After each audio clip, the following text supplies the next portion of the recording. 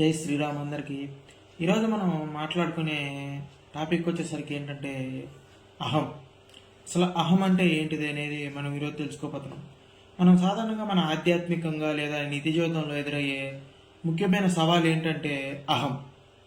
ఈ అహం మన మనసులోనికి ప్రవేశిస్తే, అంటే మనిషి యొక్క మనస్సుల్లోకి అహం ప్రవేశిస్తే అది మన మనిషి యొక్క వ్యక్తిత్వాన్ని ఎలా దెబ్బతీస్తుందో ఈరోజు మనం తెలుసుకుందాం.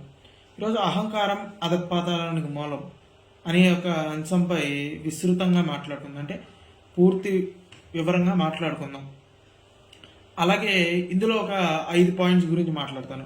అందులో మొదటిది ఏమిటంటే అహంకారం అంటే ఏంటి, అలాగే రెండవ పాయింట్ అంటే అహంకారం అనేది మనిషిలో ఎలా పెరుగుతుంది, అహంకారాన్ని మనిషిలో మనిషికి అహంకారం ఉంది అని తెలుసుకోవడానికి, లేదా ఉన్న ఉన్న ఆ మనిషిలో అహంకారం రోజు రోజుకి పెరుగుతుందని తెలుసుకోవడం ఎలా, అహంకారం వల్ల ఆ మనిషి ఎలా పడిపోతాడు, అంటే పతనం అయిపోతాడు, డౌన్ఫాల్ అవుతాడో తెలుసుకోవడం ఎలా, అలాగే అహంకారాన్ని మనం ఎలా తగ్గించుకోవాలి అనే వాటి గురించి ఈ 5 టాపిక్ల గురించి మాట్లాడుకుందాం.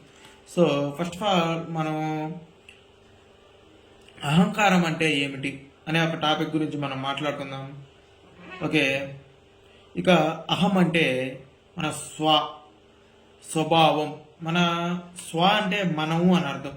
అంటే ఎవరైతే పర్సన్ స్వభావన అంటారు కదా, స్వభావన అనే పదంలో అంటే ఆ పర్సన్ అని అర్థం, ఆ మనిషి యొక్క స్వభావన. ఇది మన వ్యక్తిగత భావోద్వేగాల్ని, ఆలోచనల్ని మరియు మమకారాలతో ఏర్పడుతుంది.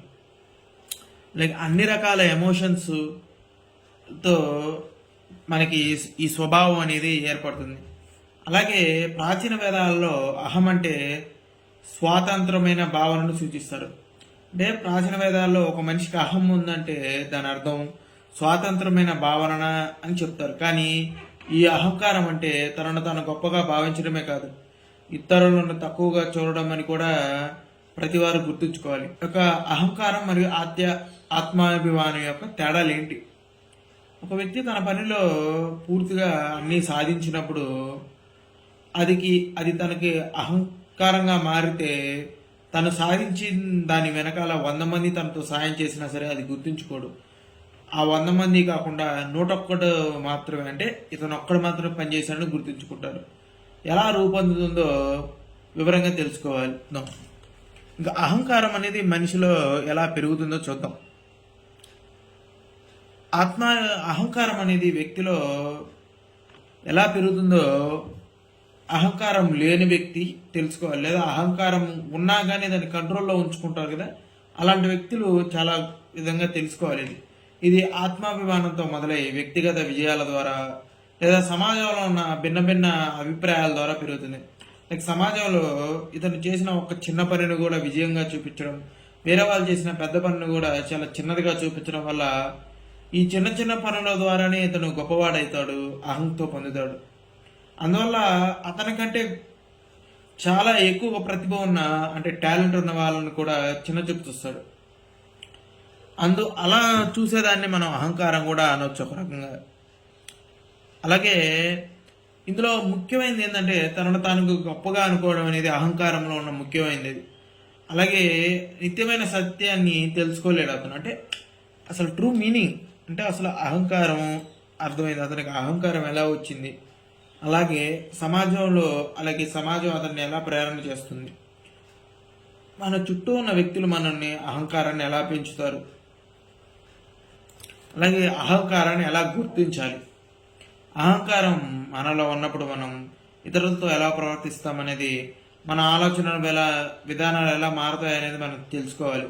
ఫస్ట్ ఆఫ్ ఆల్ అహంకారం ఉన్న వ్యక్తి తను 10,000 సంపాదిస్తే అవతల వ్యక్తి 1,00,000 రూపాయలు సంపాదించిన డబ్బు చూసేంతవరకే ఇతని అహంకారం ఉంటుంది. అంతవరకు అతను ఎంత సంపాదిస్తున్నాడో ఇతను ఎప్పుడు పట్టించుకోడు. ఎంతకాడికి అతన్ని తిడుతూనే ఉంటాడు, ఏదో ఒకటి దెప్పి పొడుస్తూనే, వెనకాల నుంచి ఏదో ఒకటి మాట్లాడుతూ ఉంటాడు.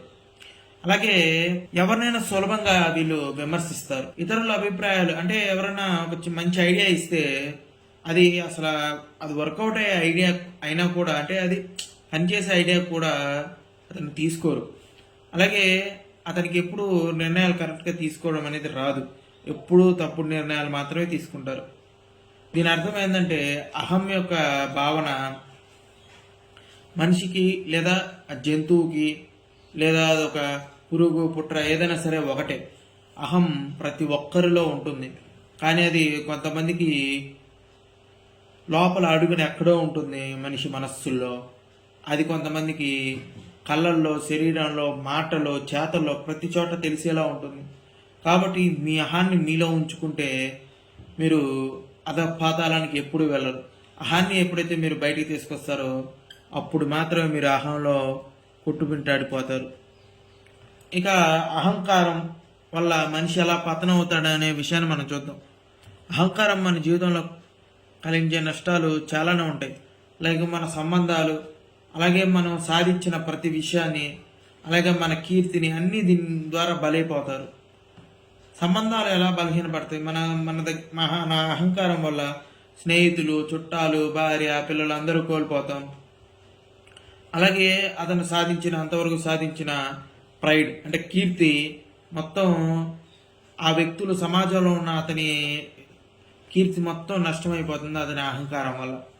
అలాగే నైతిక విలువలను కూడా అతను కోల్పోతాడు. అంటే లైక్ అతను నిజాన్ని గుర్తించడు.